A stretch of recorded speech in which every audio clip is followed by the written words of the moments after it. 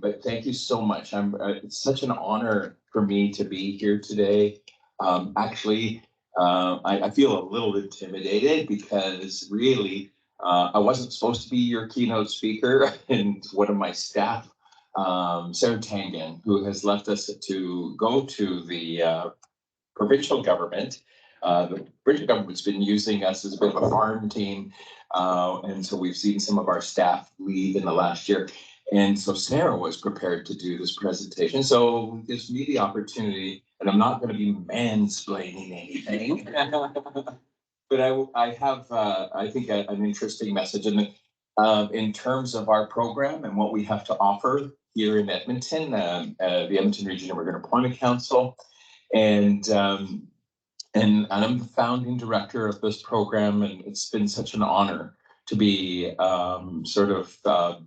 I was just talking to Raymond about how the father, I guess, or a parent of this new program. We started from nothing. I started at the World Trade Center downtown with a computer and 5 files and a phone. And today we're 6 staff. And we did replace Sarah. It was sad to see, but we've hired a woman by the name of Kamaljeet Kaur, who used to work for the Edmonton Mennonite Center and has leapt over to us, so that's lofty. By the way, a happy Pride Month and happy Indigenous History Month. So everybody went down to the proud of that. So it is interesting. I just mentioned to Raymond as well that yesterday I was speaking to CPHR about ageism and mentorship. And so I'm shifting today a little bit, and I wanted to share with you a little bit about our program, but also some resiliency and stress management thoughts, tips, because it's a daunting journey. And especially for the internationally trained professional, it's exceptionally tough. Again, Raymond and I were talking, we both lived overseas. Raymond lived in China and I lived in Peru and Bolivia for 8 years. And so had my own adjustments. Certainly moving to a new country and operating in a new country with no Spanish and no understanding of the culture. And so that took a little bit, and certainly things like I was very familiar with, certainly the joy of living in a new country, but also the deep depression that comes along with it afterwards, because you start missing some of those things that are part of your environment from home. And so I will be sharing some tips that's really something that and April is sitting over here too. She's one of our staff, and 2 of our the volunteers in the front are staff as well, Shashi and Jackie. I'm gleaning and riffing off some of the sort of the information that we pass on to our clients. So when I talk about some of these tips, these are actual real story tips. These are the things that are shared between mentors and mentees and our staff with mentees. Got this right. So who's ERIEC? We're an industry-led not-for-profit organization dedicated to ensuring internationally trained professionals, immigrants, and refugees are welcome to participate in the economy to their full potential. So you can see we're funded by the federal government, Immigration, Refugee, Citizenship Canada, as well as the provincial government. And we've actually received funding from Edmonton Community Foundation in the past, and we actually get private donations over the last 3 years. We've been receiving funds from RBC, who's very interested in the work that we do and love to have their staff be involved with our mentorship program and our networking programs. Our mission is to ensure immigrants become more fully integrated into the Edmonton regional labor market by focusing in on knowledge transfer, information coordination and dissemination, and capacity building to employers, service providers, and under-potentialized skilled immigrants. So it's a peer-to-peer relationship that we look for. So we work with, the local employers here in the city. So if it's engineers, it'll be an engineer with an engineer, accountant with an accountant. We started back, again, 2008 is when I started. Again, we had that blank slate, and the low-hanging fruit was the mentorship program. So Edmonton Region Immigrant Employment Council belongs to a group of immigrant employment councils across Canada from Halifax to BC. And many of them also offer mentorship programs. And mentorship is such an, I mean, I'm sure as engineers, you all know about supervisors and mentorship and internship.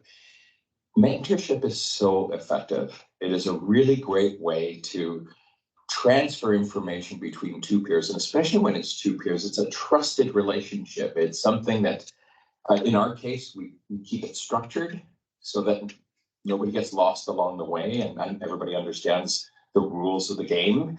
But as a result of those relationships, as you can imagine, they're very intuitive. So as you start going through some of the objectives of our program, these relationships start, and these become they're not just collegial peers, but there's true friendships and a great way to anchor people into our beautiful city and our beautiful province, which I love.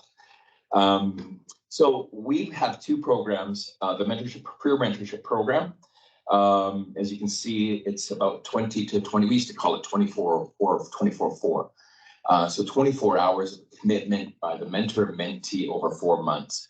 About 16 hours, up to 16 hours is actually face-to-face mentorship. So coffee talk, again, there's objectives and goals that are reached. Mentors share their goals of their relationship with the mentee and vice versa. So it's very transparent and it's very clear as to what they want to do with that relationship.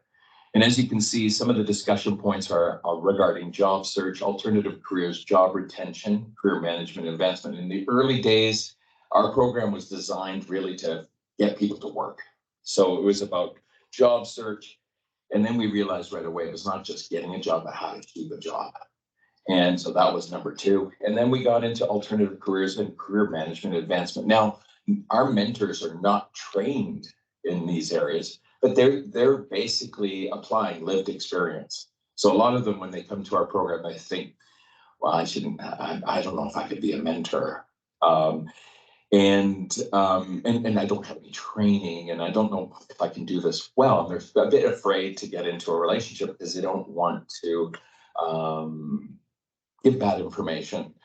And they're not typically men or Gandalfy looking, sort of big beards and white hair. It's men and women, and there's this element of that's traditional mentoring. There's reverse mentoring as well, where young people are mentoring older people. So it's kind of a beautiful thing. We also, for those who are not wanting to be involved or don't have the time for the mentorship program, we also offer networking events throughout the year, which are really important as well. So it's really about, when people ask me what I do, I say, well, we strategically convene people. So it's not rocket science what we do. We just basically create environments where people can meet and discuss, share information, and also share networks, share social capital. So we run events like speed career networking, smart connections. We got these fancy names for all of our, sort of convening programs. Speed career networking is like speed dating. So we bring employers into the room. Sometimes we run an engineering event. Sometimes we run other sort of sectoral focused events. And so we bring people together so that they have a chance, 10 minutes with each employer, to share information and get some insights in that way. So it's not as profound as, let's say, a mentorship relationship. Smart Connections is kind of like a mini conference, and we bring regulatory bodies, licensure bodies together with an audience, and we share that information with internationally trained professionals. And Connector program, and April knows all about the Connector program. She just presented on the Connector program based on her experience here in Edmonton, in Ottawa this year, and I was really proud to see her present to her colleagues and to a national audience. April basically took this program and raised it up another level, and so she's looked at upon as a leader in the Connector program. She's now moved over to the career mentorship program, which we're happy to see as well. So just to give you a sense of the kind of professional sectors that we work with, very quickly, you can see engineering, accounting, and banking and finance are the top sectors that we work with. We do about 130 to 140 mentored relationships a year. And we've got probably over 100 mentors in our database. We've done thousands of mentored relationships vicariously through both the mentorship program and the connector program. So again, this is the purpose of our career mentorship program is we match internationally trained professionals, mentees with local professional mentors in occupation-specific mentored relationships. Some of the feedback that we receive from our mentees, just some highlighted, comments and I guess based on their experience with our program. Oh yeah, I'd like to mention, this is really important. In the mentorship program, within 6 months of participating in the program, we have about an 80% success rate of our mentees finding work in their field, not survivor job. We're pretty proud of that. And, it makes sense. One, mentorship, the mechanism that we use, but also the city of Edmonton is a great place. Once you immerse yourself into the city, it doesn't take long to make those connections. So it's like, again, strategically convening yourself or applying yourself to those networks and finding there's people are looking for people like yourself. And you just need to position yourself strategically so that you can be in the line of that possibility or that opportunity. So feedback from the mentees, broadening my understanding of the Canadian workplace culture, which is important, which is why a lot of people, when we talk about retention, they're not understanding the culture. Assumptions are made. A lot of times when people come from overseas, it's like, no, this seems like home. But when you actually get into your sector or your profession or into the business world, it's a little bit different. I'm not saying Canada is perfect, but it is the jungle that you're working in, and you need to understand the laws of the jungle. And that's where the mentorship relationship really works. Better understanding of how cultural influences behavior, development of professional contacts and resources. It's improved my job search strategies and interviewing skills. One of the classic ones we hear a lot is when mentees come to see us and say, because a lot of people try and do this on their own. You guys are all very intelligent and thinkers, and you can do this. But then you hear stories about, well, I put in 300 resumes, and I didn't get one interview. I was like, wow, well, that's sad, And what I question is, what's your strategy? It's like, well, right away you might de facto go to, well, Canada's not working for me, Edmonton's not working for me. Or maybe your strategy isn't working for you. And this is where the mentored relationship can be really helpful.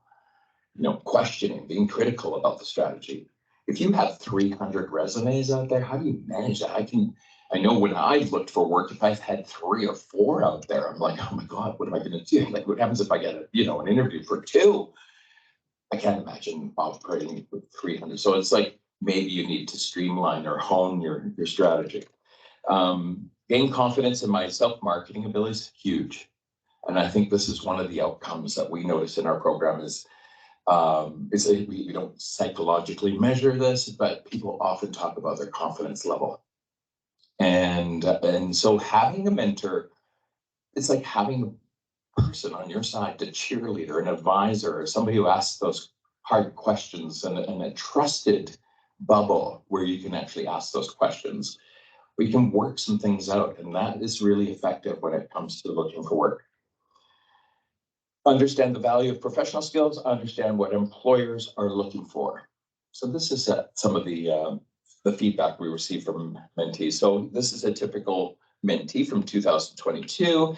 Eric has been a big part of my journey so far and helped me set short and long-term career goals. A few months after arriving, I found employment in my profession and look forward to building my career here in Canada. April, was Haviva IT? Yes. Yes. So she was in the IT field. Another Eric Minty says, I landed my first job in Canada in large part because of the incredible interview preparation with my ERIEC mentor. I really appreciate the kindness and thoroughness of the ERIEC team and my mentor. I will always be thankful for what you guys have done for me. Thank you, Eric. Another Eric Minty says, we will face challenges when moving to a new country where there is no one to guide us or to check in with. This can demotivate and demoralize us. It is an amazing feeling to know that there is someone that cares and is willing to guide and support you. Thank you, Eric. You know, there's a lot of people that, and it really, really saddens me when I hear that people haven't run into our program, because here is an opportunity to not be isolated and not, it even saddens me more when I feel that people are going, Edmonton sucks, you know. And I'm going to go to Vancouver, I'm going to go to Toronto, I'm going to go to Montreal. Edmonton has, and I'm a bit of an example of that too. I'm from Alberta. I worked in rural Alberta for many years. I'm community, my background's in community economic development. And then I worked overseas in Peru and Bolivia. And I remember feeling so appreciated in those countries, the kind of work that Raymond and I were talking about. That was like, I think we got more out of our experiences overseas than they actually, that we actually gave. But Edmonton has been really good to me and my wife, and it's a great place to start. I love the people, I love the work, I love the size of the city. For me, it's a doable city, and it's affordable somewhat. I'm sorry for those young ones up there. I'm sure I just spoke at this ageism conference, and I know I'm a little bit older, and for young ones, it is a bit tough still, but it's still rather affordable compared to Toronto, Vancouver, even Calgary. Eric's Connector program, I'll just quickly go through this because I would like to get into, so the Connector program is kind of like a mini mentorship program, and April can speak to this because she's the master of the Connector program. So it's just basically for people who don't have time for a mentorship program, it's a one-off connection.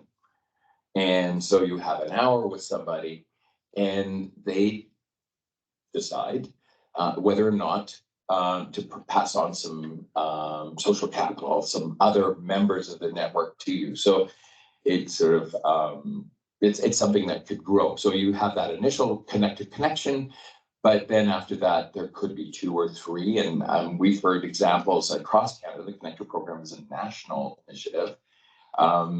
Where people get 7 or 8 connections as a result of one meeting.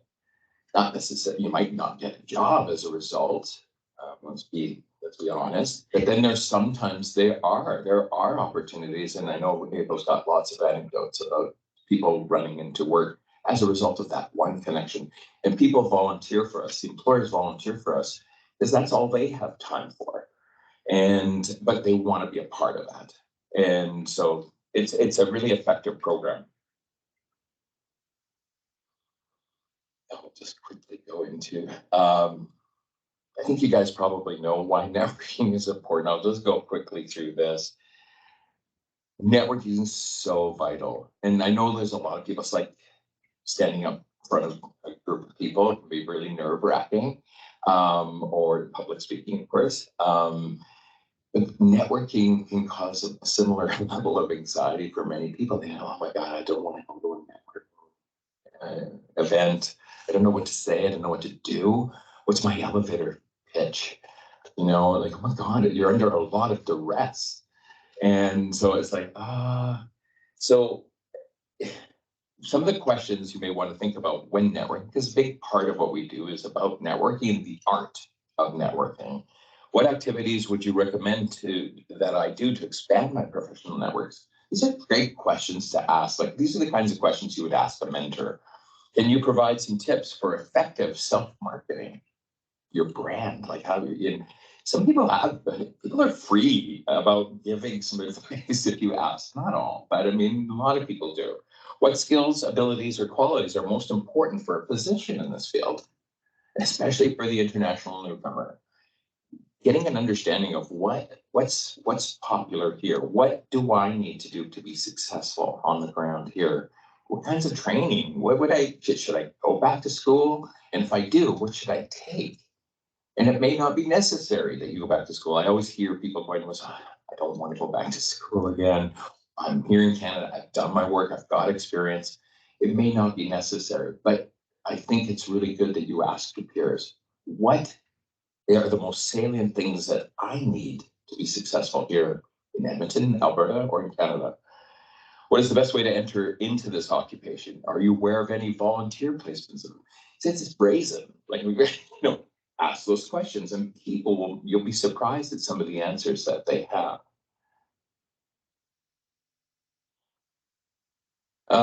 Yeah, this is a little bit more in depth when it comes to some of the questions you might ask. I'll just leave this, and my presentation I think will be available for anybody afterwards. So please refer to it if you need to. And also, I will also invite you to talk to our staff who are here today. Yeah, I'm just going to move on to this was the lofty part. And this I did very quickly, and thanks to Sarah saddling this one with me. And so I decided to give a different title to the topic, and I thought, and I asked my wife, who's from Cusco, Peru, and I said, what do you think of this? Having her herself having navigated the Canadian dream. So building resiliency and managing stress during the integration journey. Now, this may sound like, for those of you who aren't internationally trained professionals, these apply to all of us, really. These are things that I live by. These are things that my staff, I've heard them talk to our clients this way. I mean, they're the lifeguards at the pool. They're the ones that really, when things seem to go awry and you've lost direction, and it's like, oh my God, what am I doing? And I'm listening to the keynote this morning. There's, especially for women, it's so tough. I mean, COVID yesterday at the Ageism conference, when I spoke to, it was amazing how many women were affected and impacted post-COVID. People were let go, underpaid. And basically, I mean, here is a workforce, a brain trust that's out here, and we've missed it. We've neglected to utilize it or leverage it. So here we go. I've got 10 tips. And so seeking support networks, connect with internationally trained professionals, i.e. professional associations, online communities, or local networking events. So I kind of referenced that already. How am I doing for time? Okay. Sharing experiences and challenges with others who have gone through similar situations can provide valuable support and insights. You're not alone. That's the key.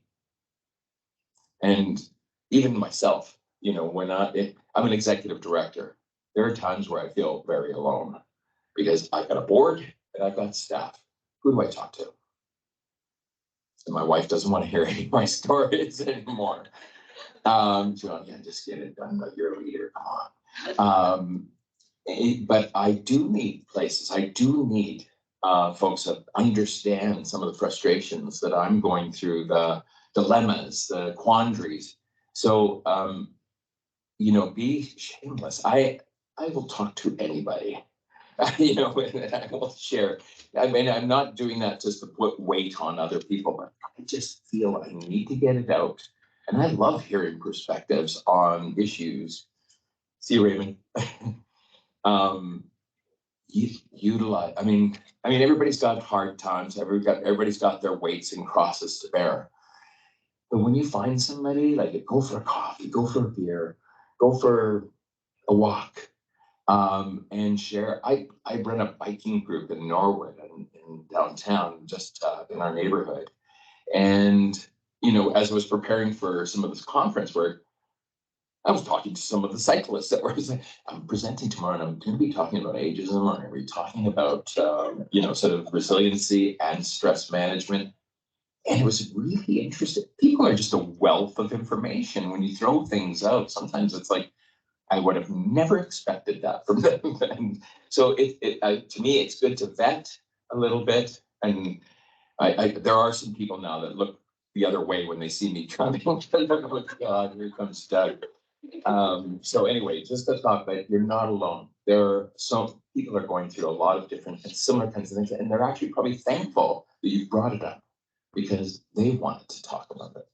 Enhanced language and communication skills. So I think that's pretty obvious for many, and I know all of you don't have to worry about this too much, but I think it's when we talk about language, it's certainly language proficiency, but it's also understanding the language of the sector.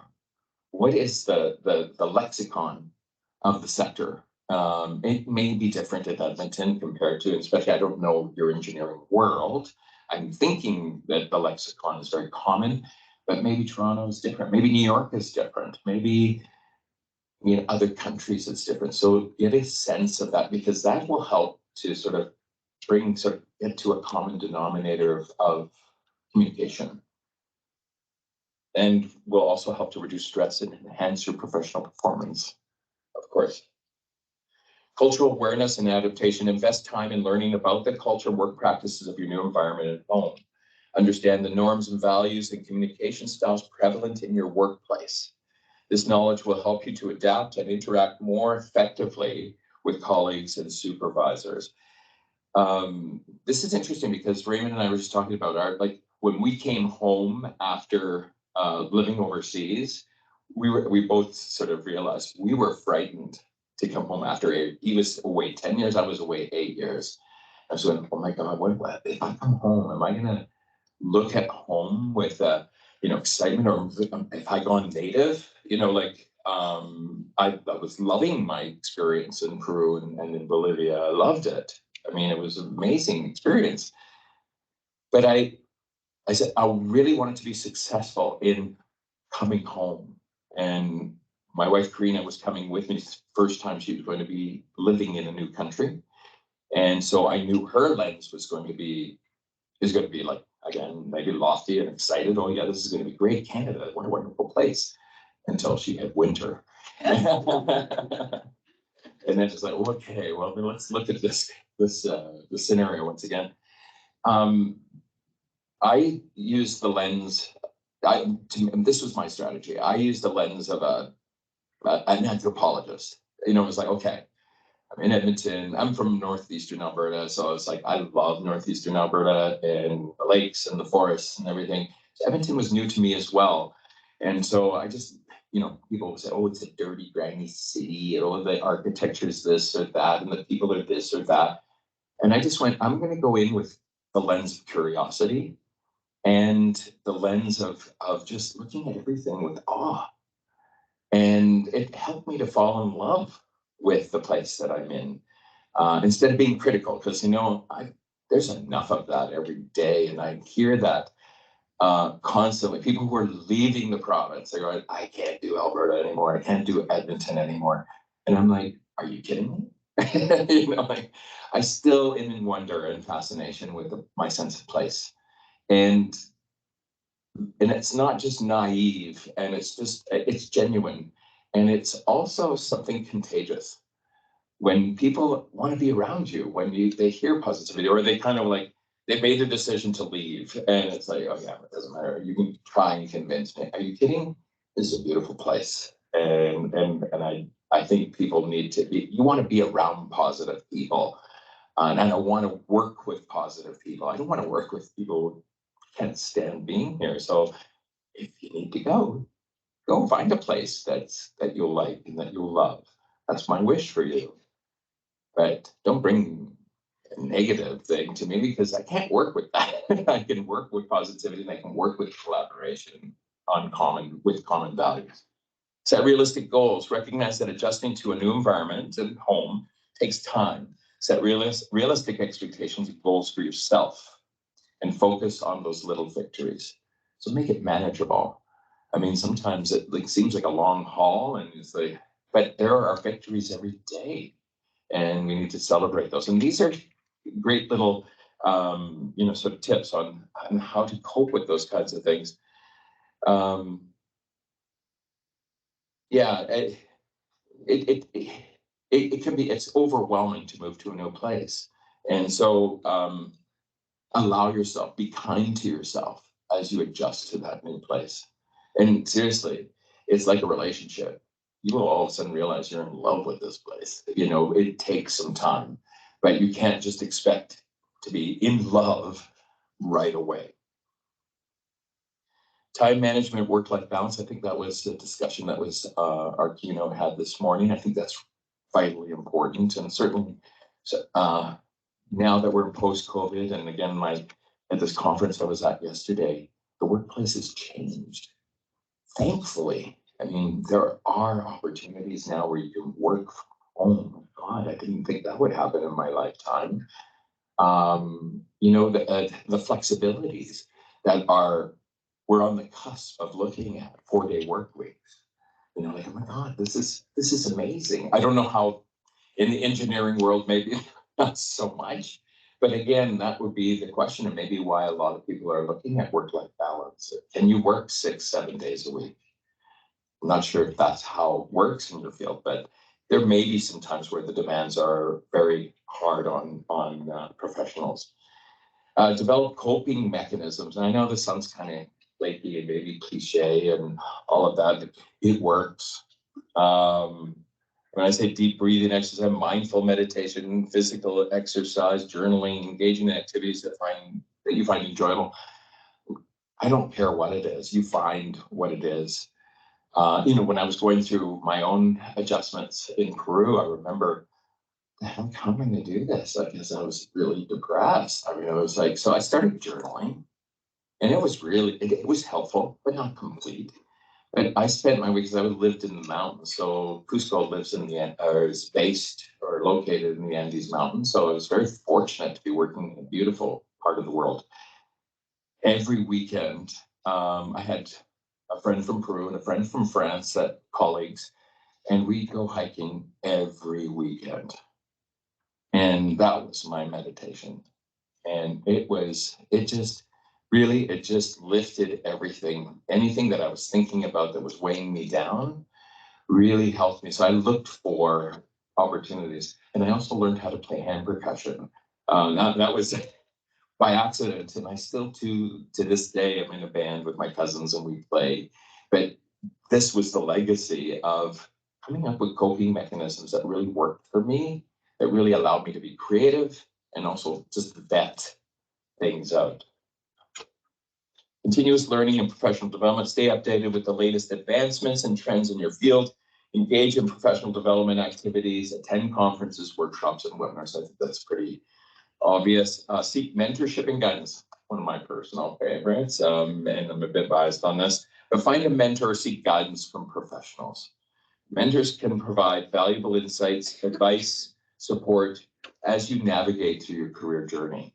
Now, I didn't have the luxury of having a formal mentorship program, but there were some key people in my life that I watched from a distance and I engaged. My father was one. Other professionals in my community economic development fields were friends of mine. They're my mentors. And there are times where I don't have structure, but I will call them and just say, I'm going through this, or I've got this challenge. What do you think?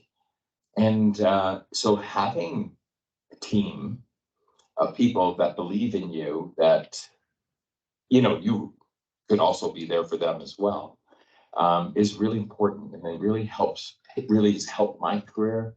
I'm the first to admit that I don't know everything. So when I'm challenged by something, I'm going to go to people I trust. And it's like, this is what I'm thinking. I will always bring something to them. I won't go to them, I'm giving up, I don't know what to do. I will go to them with something, a challenge and a solution, and I will get their feedback on it. Maintain a positive mindset. Easier said than done.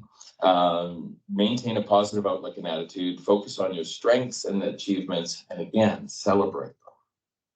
Don't forget to celebrate these things. It just seems like, okay, well, another thing's done. Celebrate them. Take yourself out. Embrace challenges as opportunities for growth and learning, the glass half full. I guess this would be a key one for me, is I'm just this perennially glass half full guy. And I know I probably make people sick at parties, but there's an opportunity, there's something to be learned in everything that is placed in front of us in our career. And, sometimes I go to the higher power and I just go, what is it am I supposed to learn in this case? And I think by looking that way, or, it's not like I'm giving up, not angry or sad or mad. I'm just like, what is the thing that I need to learn from this? And when you contemplate that or you articulate it like that, a lot of times it just appears to you. Go hiking, and you'll really, or go for a walk. It'll come to you. Self-care, mindfulness, pay attention to your physical and mental well-being, diet, exercise, and sleep. Those are, again, this sounds cliche, but watch your diet. As you can see, COVID has been very kind to me. I eat well, but I eat too well sometimes. Engage in activities and hobbies, spend time with loved ones, and look for creative outlets. That's your balance. That's what gives you, that's your outrigger on your boat. Because without that, you'll tip over. Set yourself up for success. I invite you, for any of you who are interested, our mentorship program, you can go online, www.eriec.ca. Again, this is for permanent residents and for professional permanent residents and professional refugees. Yeah. Thank you.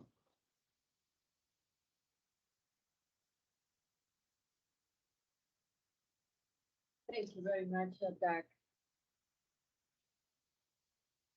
Very promising. I hope these strategics will help you to manage your life and your professions and find your dream job. Why not? Right? I came from Peru 20 years ago from the mountains to continue my engineering degree in Canada, and I'm happy. Thank you. Do we have questions from the audience? Yes, please. Oh, we can hear you. Okay, so I guess my question is, you said that there was like an 80% success rate with mentorship, and I think in one of your high charts, about, I think it was 30-something% were engineers and 30-something% were accountants. Yeah. I guess since this is kind of an engineering type conference, have you actually seen any kind of, is it, I guess, easier for like people that were in accounting previously to get a job here as an accountant, or is it easier as an engineer or internationally trained as an engineer to find an engineering job here? I think that's based on the similar question from this morning, right? Like, is it, and you were, I think the question was with regards to women and men. I don't know, April, you might be able to speak to this better than myself, but I think given some of the sort of strategies that we're talking about, especially working with a mentor, the mentor in many cases in a engineering mentored relationship will talk most likely about licensure and some of the things that you need in order for you to be successful. So those would be probably some of the immediate things that will be discussed. So when we're talking about success, success could be a job, but success also is about preparing yourself to get that job. So one of the things, we're funded by the federal government to be we're not really an employment program, but more what they call a pre-employment preparedness program. So basically setting you up for success. Now, of course, the federal government wants to know how many people get employed, even though we're not an employment program. So I think what's key is building your case, building your profile, and make, so having licensure and if you want your P.Eng those kinds of things. That's where the discussion and what that takes. And so preparing, the mentor can be very helpful in terms of being realistic about what it takes to prepare for that. So I don't know if that answers your question, but it's about getting those and setting up networks, you know, some strategies around how to do that, because you're not going to sit by your desk waiting for a job just once you've got licensure. You're going to want to get out and about, whether it's virtually or in person, to some of these places where you can, you know, be in proximity to opportunity. So I think it's based on a lot of the power of networking, and having this collegial relationship with somebody who's been through it. That is going to improve your success rate. Like I say, we don't ask for this 80% success rate. We're happy that it occurs. So I don't know if that is helpful to you or not. I guess my question is more like just dealing with the regulatory bodies, like APEG or is it easier, or like are there rules in place where it does make it harder for people to go back? I guess that's kind of what my question is. I don't know, April, if you wanted to speak to that. Sorry, can you just can you repeat the question? It's hard to hear in Calgary. Yes, please.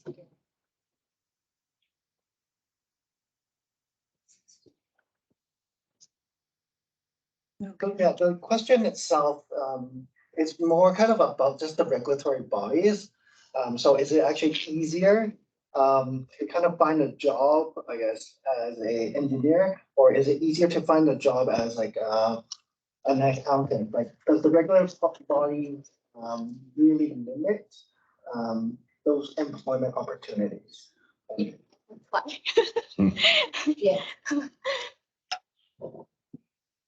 Okay, thank you for your question. I will try my best to answer your question. As Doug mentioned that the employment rate from our previous clients would be about 80%, but we didn't do specific data research like employment rate for each occupation, like how long, 4 months or 6 months for each one, our clients would get a job. But I've been doing the connector program and right now the mentorship program for the past almost 4 years. And from my personal experience, I find that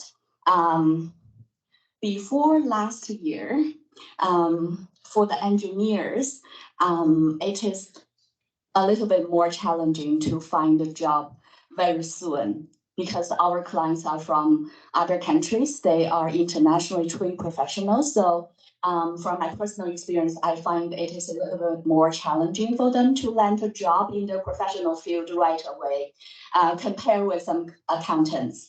However, from last year, I find it is a very good sign, a promising sign for some newcomers who are international trained engineers to get a job within, let's say, 4 months, 6 months, or within a year. So that is from my observation. Probably, I guess some of the reasons would be like after COVID, the labor market is also kind of picking up, especially for some engineering field. So that's just some of my personal observation. Yeah. Did I answer the question? Yes. Thank you. Thank you. Thank you, everybody. Thank you, Doug, for your amazing